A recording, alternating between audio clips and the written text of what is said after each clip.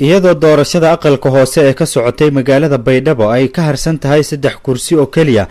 69 kursi ee lagu tartamayay ayaa waxa haddana gudoomiyaha baarlamaanka Koonfur Galbeed iyo odayaasha dhaqanka ay ka qayb qaadanayaan xalinta khilaafaadida ka dhashay arrimaha doorashooyinka ee beelaha dhexdooda. Suldaan Fiqi Sayid Suldaan Fiqi Malaaq Darow iyo Suldaan Haydar Suldaan Suufi ayaa sheegay in maadaama doorashada Koonfur Galbeed gabagaba marayso loo baahan yahay in la dhameeyo wixii khilaafaad ee arrimaha doorashooyinka intii ay socdeen ka dhashay. juhdiga badan ee la geliyay in lala shaqeeyo xildhibaanadeennii hore ee 4 sano oo madaxweynaha ka ahaa madaxweyne Xasan Sheekh Maxamuud nidaamyadii dhacayna maartay hormuud ay ka ahaayeen haddana ay ku soo talagaleen inay halkan yimaadaan dadaalada la bixiyay dadkii hore xubnihii nooga mid ahaa baarlamaanka hawshii ay qabteen inaan halkan ka mahad celino laga yaabay sida idinkuba aad ogtihiin dad ka mid ah way soo noqdaan ilaahay baa u calfa wax kale kuma yimaado haddaan ilaahay qorin dadaal kasta oo qofka uu geysto kuma soo noqon karo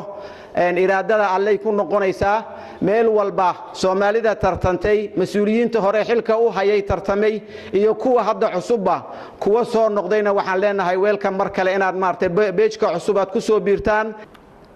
mugdigii labadan biri oo beesha ku jirtay maanta mugdigii waa ka saarnay marka wax khilaafaad ah oo beesha maanta jiro ama maanta ka bacdi ma jiraan xildhibaanadii waa ila fadhiyaan marka haddaan suldaanka ahay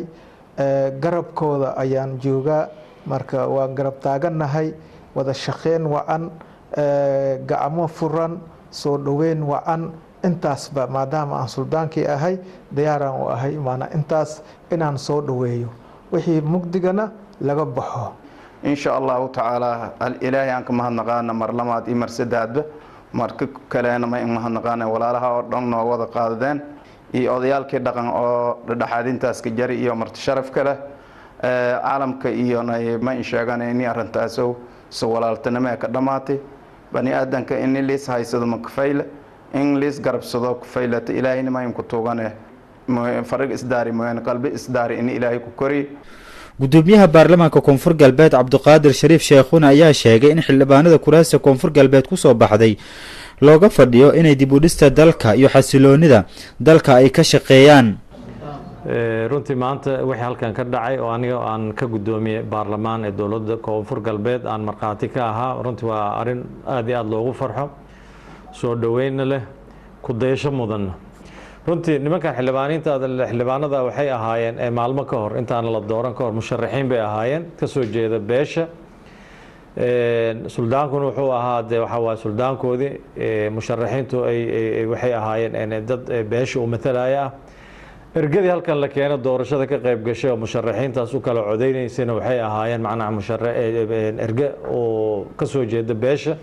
marka runtii waxa way waa juhdi badan iyo dadaal dheer oo la soo sameeyay dhaqanka siyaasiyiintu waxa lagu guuleystay doorashadii inay dhacdo